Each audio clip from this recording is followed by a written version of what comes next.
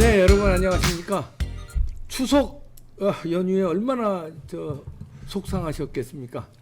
속상하시고 갈피가 안 잡히는 나라, 국민들은 애쓰는데 민심이 흉흉합니다. 갈피를 잡아주고 계시는 박찬종 변호사님 모셨습니다. 어서 오십시오. 네, 안녕하십니까? 역시 이번에도 추석 그 밥상에는 이재명 영장 기각된 게 제일 많이 올라왔습니다. 추석 민심 밥상에요. 분노하고 있습니다. 제가 이재명 대표가 출석하던 날 아침에 저 SNS에 유튜브에 올릴 썸네일이 하늘이 두 쪽 나도 영장은 발부된다고 얘기했습니다.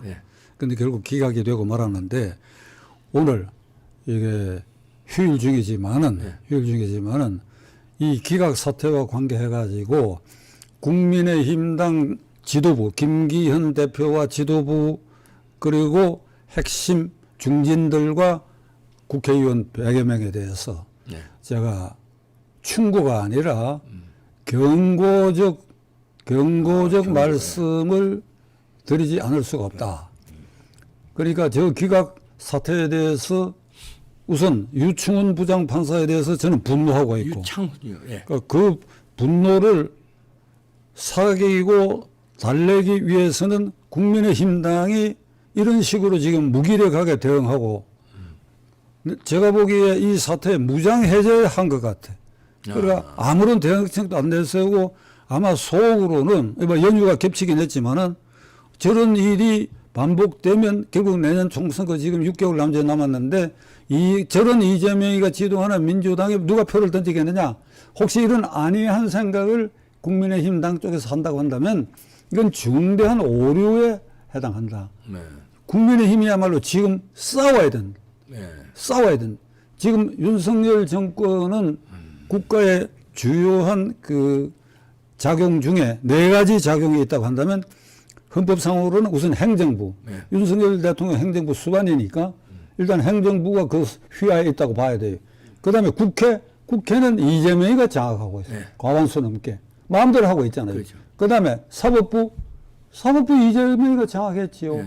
이재명 앞에만 가면 이재명과 관련된 사건은 그 사법부가 이재명 앞에만 가면 꼬리를 내려버려. 대표적인 것이 권순일이가 대법관으로 있으면서 이재명의 공직선거법 위반 사건을 무죄 판결해가지고 그가 정치적으로 살아나게 한 것도 이게 사법부다 이게. 그렇죠. 그런데 이번에는 공교롭게도 그 권순일의 대전고등학교 후배이기도 한 그러나 그것이 문제가 아니고 잠깐 그런 인연 정도 작용했는지는 알 수 없으나 유충훈 부장판사라는 자가 이번에는 이재명의 결정적 구속영장을 발부해야 할 이 상황에서 이걸 기각 결정을 했다. 그러니까 사법부의 재판권이 이재명 앞에 가면 작동이 구부러지고 작동을 멈춘다. 그러니까 사법부가 이재명에게 장악되고 있다. 그 다음에 언론, 공중파, MBC, KBS 이 순간까지도 윤석열 때리는 거 아니에요. 윤 정권 때리는 거 아니에요. 제 발을 맞추고 있어. 그 방송에서 대통령 하야 얘기까지 끄집어내고 있잖아요. 가짜 뉴스를 퍼뜨리고 있잖아요. 그러니까 주요한 국가 작용 4개 중에 기껏 4분의 1, 25%만 장악하고 있는 이 대통령을 갖고 있는 여당이 그렇다면 이 나머지 셋과 싸운 데 있어서 결기를 보이고 뭘 보여야 될 거 아니에요. 그러니까 이번에 이 영장 기각 사태를 맞이해가지고 국민의힘당에 보낸 태도는 완전히 직무유기야. 직무유기야. 대변인인가 원내 대변인 발표를 통해 가지고 그냥 감성적인 성명만 발표를 기각 결정에 대해서 감성적인 성명을 발표해. 이게 말이 안 되죠. 그 안에도 법률가들이 있잖아요. 그러면 이게 왜 부당하고 불법한 기각인가 하는 것을 쉬운 말로 국민 누구에게나 듣기 좋게 잘 다듬어 가지고 걸고 이 연휴 기간에 국회의원들이 정부 지방으로 흩어지면 그 텍스트를 들고 가고 이게 이렇게 부당하게 한 일이다라고 하는 것을 홍보 전사들이 돼야 되는데 지금 눈에 뜨이지 않는다 이게. 그런 점에서 이 우파의 입장에서 윤석열 정권 탄생을 어쩔 수 없이 지지할 수밖에 없었고, 그리고 지금 1년 3개월 지나는 사이에도 그를 여전히 이렇게 버텨주기 위해서 좌파 공격에 앞장섰던 저 같은 사람들 입장에서 보면 국민의힘당 지도부와 국회의원들이 보이는 저 태도는 괘씸하게 짜게. 직무유기면서 괘씸한, 어떻게 보면 즐기는 것 같아요. 그러니까 이재명 체제로 가는 게 총선에 유리하다고 생각하는 것 같아요. 그래서 그냥 기분은 좀 나쁘지만 총선에는 우리가 저 오히려 유리할 거야. 이렇게 생각들을 하고 그런 말들을 실제로 쏟아내고 있습니다. 공공위원이요. 그 부분 이 대표 그렇게 말씀하셨으니까 네. 제가 이 방송을 반드시 국민의당 지도부와 국회의원들의 보도로 제가 이 카톡으로도 저 일하는 일꾼들 시켜가 전부 보내드릴 생각입니다. 네. 그러니까 제가 이렇게 얘기를 하고 싶어요. 네. 지금 이 대표처럼 국민의힘당 그거는 다수가 그렇게 그렇게 생각하고 생각하고 있는데, 자 간단하게 이 얘기를 해봅시다. 네. 이게 투표라고 하는 게 지금 현재로는 어차피 경상도 전라도 표가 갈려 있으니까 양쪽에 30, 30 기본표가 있어요. 네. 중간에 40표가 부동표라고 봐야 되거든. 네. 지역적으로는 수도권이고. 그런데 기권자가 어디가 제일 많은가 하면 부동표가 제일 많아요. 네. 역대 국회의원 선거에 60% 넘은 득표를 가진 그 선거가 별로 없었어요. 제 기억으로. 네. 대통령 선거는 80% 넘은 일도 있었지만 아마 지난번에도 70%좀 넘었을 겁니다. 네. 자, 그렇다면 이게 이 부동표 40%가 거의 대부분 기권한다고 봐야 돼요. 그 중에 일부가 투표에 참가하는데 그 사람들 생각은 원래부터 국민의힘당 생각을 가진 사람들이 아니라고 봐야 됩니다. 네. 그러면 민주당 쪽으로 찍어야 되겠는데 이재명이가 하는 꼴을 봐갖고 기분 나쁘다. 이런 사람은 대량 기권을 해버리고 민주당이 저러니까 국민의힘당? 안 찍지. 국민의힘당은 무기력하지 저게. 저거 하나 못 잡아야느냐. 이런 생각을 가질 수도 있는 거예요. 그러니까 그 간발의 차이에서 결판이 날 수 있는데 그 부동표가 이재명이가 지도하는 이 민주당이 총선까지 간다, 공천권을 행사를 간다 하더라도 그것이 당연히 국민의힘당 쪽으로 온다고 판단하면 바보들이지. 그러니까요. 그러니까 아주 외줄타기에 서 있다고 생각해야 돼. 그럼 이런 경우에 그 부동표를 겨냥해서도 왜 이 기각이 부당하느냐 하는 것을 그냥 쥐어짜듯이 혼을 담아가지고 국민을 이 추석 연휴 기간에 이 설득을 해야 되는데 그걸 안 하고 있다. 그걸 안 하고 있. 그게 말입니다. 그러다 유창훈 부장판사가 그런 판단을 내렸는데 유창훈 판사가 우리 이제 법조인 아닌 사람이 봤을 때 법은 상식인데 상식적으로도 이건 말이 안 된다.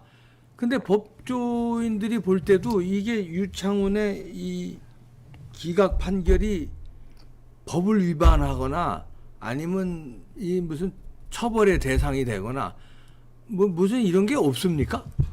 그냥 저렇게 하고 말아야 되는 겁니까? 그냥 말면 안 되죠. 안 되죠. 예. 그러니까 그냥 말면 안 되는 것의 그 공격의 주체가 국민의힘당이 돼야 된다. 예. 제야의 저 같은 유튜브 이봉규 같은 유튜버들이 소리 지를 일이 아니고 예. 우리들도 소리를 질러야 되겠지만은 제도권 안에서 국민의힘당 너희들이 말이야. 그렇죠. 김기현 그리고 국회의원 너희들이 말이야.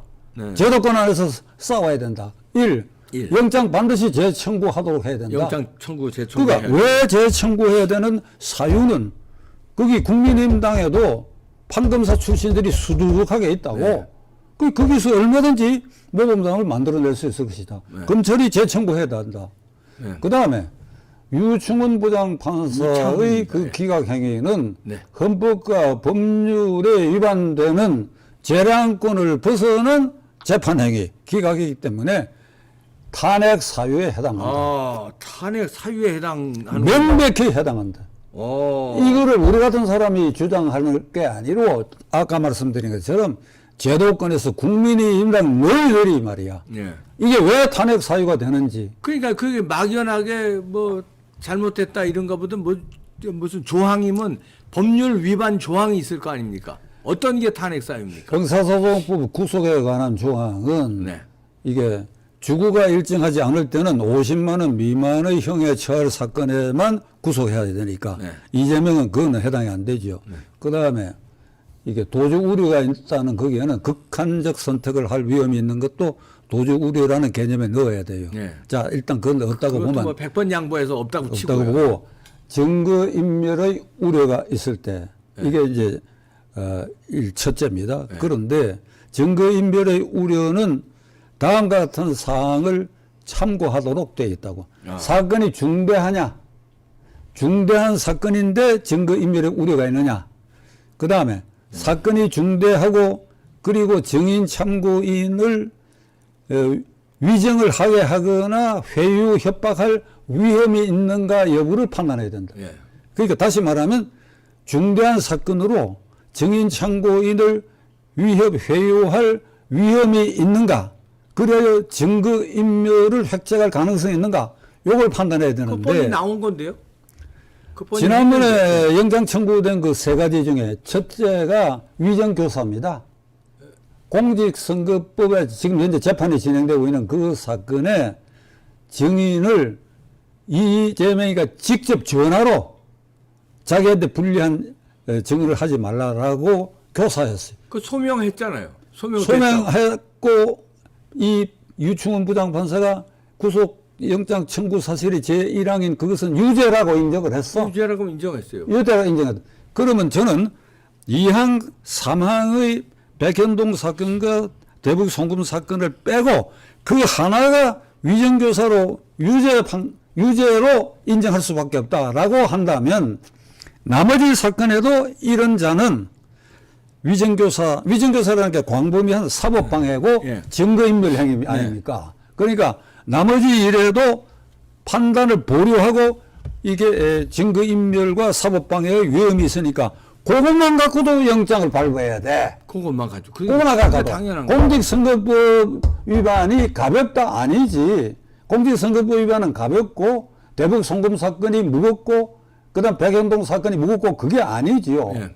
범죄의 질로 따져서는 구속 사유에 증거 인멸이 있느냐 없느냐, 그 우려가 있느냐 없느냐, 중대하냐 아니냐 요 판단을 본다면 그거 하나만 영장이 청구됐다 하더라도 구속해야 돼요. 근데 구속해야 될 당연한 명백한 사유가 있는데 구속을 안 하면은 직무유기입니까? 아니면 뭐 위반입니까? 어떤 판사로서 뭘 위반한 겁니까? 그러니까 우선 그걸 다시 한번 정리를 하면 세 가지 중에 하나를 유죄로 인정했다. 유죄. 네. 그 최종 판결 비슷한 소리를 해놨다고. 이건 증거가 충분하다 그랬거든. 네. 그러면 그거 하나만 갖고도 명백한 구속해야 사유인데 되는데 구속 사유. 나머지 둘 백현동이나 이게 대북 송금 사건에도 증거가 엄청나게 많이 있어. 그런데 어떻게 판단하는가 하니까 이게 본인이 직접 개입했다고 볼 수 있기가 어렵다. 어려우니까 구속해야 되는 거 아니냐면. 그러니까. 어려우니까 이 사람이 증거인멸을 획책한 여러 상황을 다 증거를 내놨잖아요. 네. 그러면 자 헌법으로 돌아갑니다. 헌법과 형사소법으로 돌아갑니다. 지금 이 대표가 말한 것처럼. 그러면 이게 불법한 영장 기각이다 이거지. 헌법의 법관은 그러니까 유창훈 판사가 불법을 저지른 거죠. 헌법의 이 법관에 대해서 네. 법관은 이 헌법과 법률에 의하여 양심에 따라 독립하여 재판한다 이렇게 돼 있거든. 네. 헌법과 법률에 따라야 된다 이게. 네. 그러면 형사소송법 구속에 관한 조항은 이와 같이 중대 사건이고 증거인멸의 우려가 있으면 이건 반드시 구속해야 돼. 이걸 틈새로 줄 이유가 없다고. 그럼 요즘에 형사소송법 위반이 되는 겁니까? 그렇지. 형사소송법을 적용하는데 그가 직권을 남용해서 이걸 위반했다. 그러면 탄핵이 된 거지. 법관이 헌법과 법률이 위반되는 행위를 했을 때 네. 당연히 이건 탄핵 탄핵 사유가 사유. 네. 된다고 봅니다. 그리고 그 탄핵의 경중을 한번 따져봅시다. 네. 문재인 정권 때 임성근 도정부군 부장판사. 부장판사, 그 다음에 한 달 전에 검사를 이게 탄핵했잖아요. 네. 탄핵 이기를 했잖아요. 그 민주당이 탄핵 발의는 대통령을 빼고 나머지 공직자에 대한 탄핵은 제적 3분의 1 이상이면 되거든. 네. 그리고 이제 결의는 절반이 넘어야 되니까. 그러니까 국민의힘당으로서는 이 유충훈 부장판사의 탄핵이 발의는 할 수 있어도 돼. 이길 정도에서 못 미치는. 예. 그러니까 임성근하고 그다음에 검사는 발의도 하고 과반수가 넘으니까 다 탄핵해 민주당이 버리는데. 주도했으니까 그렇고요. 예. 그러니까 임성근 부장판사의 경우에는 대법원 헌법재판소에 가서 각하가 됐습니다. 그런데 그 혐의가 뭔가 하면 서울지법 형사 수석부장판사로 있으면서 삼성 야구팀의 어떤 선수의 도박 사건에 이걸 벌금형을 선고하라라고 그 재판에 압력을 넣었다. 개입했다. 네, 개입을 했다. 라고 하는 것으로 탄핵이 됐다고. 이 검사에 대한 탄핵은 내가 보기에 황당무계한 일이니까 이게 검사 길들여야 되겠다는 생각으로 터무니없는 걸 갖고 얘기를 해버렸거든. 그러니까 여기에 비하면 유충훈 부장판사의 혐의는 명백하게 헌법과 법률에 위반된다. 예. 막연하게 불구속 수사가 원칙이다. 의심스러울 때는 피의자의 글 따른다. 아니지요. 수사라고 하는 것은 반드시 구속을 해서 수사할 필요가 있을 때는 반드시 구속해서 수사해야지요. 네. 그걸 형사소송법은 이게 증거인멸의 우려가 있다. 그 증거인멸하고 그 대표적인 위정교사죄를 제1 거의사실에서 인정을 했단 말이에요. 그러면 이 상의 사실에도 그 외곽적인 여러 증거를 비춰봐서 증거인멸의 흔적이 많은데도 이걸 싸잡아가지고 증거인멸의 우려가 없다. 그럼 누가 납득을 할 거야? 예. 하느님도 납득을 할 그러니까 거야. 유창훈 부장판사는 형사소송법을 위반해서 불법을 저지른 사람이기 때문에 탄핵이 가능하다. 형사소송법의 구속 조항을 위반한 사람이에요. 위반했. 예. 월권해서 위반했. 예. 당연히 영장 발부해야 할 사안을 뭐, 영장 발부를 하지 않았다. 예. 그러니까 탄핵 사유가 된다. 그럼 자, 그런데 국민의힘 이제 국민의힘이 정족수가 안 되잖아요. 사유해봐야 민주당이 뭐 통과 안 시킬 게 뻔한데 그거 뭐하러 하느냐. 이렇게 또 의문을 품는 사람도 있어. 허나마나한 탄핵을 뭐하러 주장하느냐 이렇게 얘기할 수 있습니다. 왜냐하면 국민의힘이 숫자로 탄핵을 밀어붙일 숫자가 안 되니까요. 국민의힘당이 지금 기가 빠져 있는 상태 같으면 탄핵 발의 자체를 엄두도 못 낼 거예요. 발의도 못하죠. 예. 이게 기가 빠져 있는지 안 빠져 있는지 모르겠는데 저는 오늘 이 휴일 중에 이 방송을 통해 가지고 야, 이 사람들아 탄핵 사유가 명백한데 탄핵 발의해야지. 지금 3분의 1 이상은 되잖아요. 100 몇 명 갖고 있으니까. 네. 해가지고 발의는 할 수 있는 거예요. 발의해야지. 그리고 민주당 안에도 양심분자가 있을 수 있지 않느냐 이거야. 거기 한 5, 60명 긁어 모으라 이거야. 그 이번에도 이재명 그 가결할 때에 민주당 쪽에서 최소 29 그리고 최대 29 플러스 알파 40석 전후까지 반란표가 있었던 거 그걸 생각해가지고 이 탄핵 발의를 해야 된다 이게. 그렇죠. 그리고 동시에 검찰은 영장 재청구. 재청구해야 된다. 네. 검찰은 재청구해가지고 유충훈 부장판사가 아닌 판사의 판단을 다시 한번 받을 필요가 있다. 네, 그러네요. 영장 재청구하고 국힘당은 숫자에 밀린다 이 핑계 대지 말고 발의하고 어떻게든지 숫자를 저쪽에서 뽑아올 다시 말해서 이재명 영장 청구 가결했듯이 거기에도 얼마든지 반란표가 있으니까 그 반란표 한 명이라도 더 늘려서 영장 체포동의안 가결했듯이 이 유창훈 부장판사에 대한 이 탄핵도 가결되도록 하면은 할 수 있다. 해야 된다. 이렇게. 다시 한번 제가 강조할 결론이에요. 것은 아까 이제 행정부는 대통령 휘하에 있다. 그 인사권도 있고 휘하에 있지만은 이제 국회는 저쪽이 민주당이 장악하고 사법부도 이게 이재명 앞에 가면 무력화된다. 네. 권순일 재판 대법관의 케이스가 있고 이번에 유충훈 부장판사의 경우가 있다. 그렇기 때문에 제3의 다른 판사의 판단을 반드시 받아야 할 사안이다. 네. 이것을 국민들에게 설득력 있게 설명을 해라 이 사람들아. 예. 이 영장 사람들아. 재청구하고. 마지막으로 다시 한번 김기현 대표와 핵심 당직자 국회의원 여러분들 당신들 지금 무장해제 상태야. 왜 안 싸우느냐 이 말이야. 네. 싸워라. 네. 싸워야 된다. 싸우지 않을 거면 사표 내고 공천이고 나발이고 그냥 끝내라 니들은. 네. 박찬종 변호사님이셨습니다. 감사합니다. 수고하셨습니다.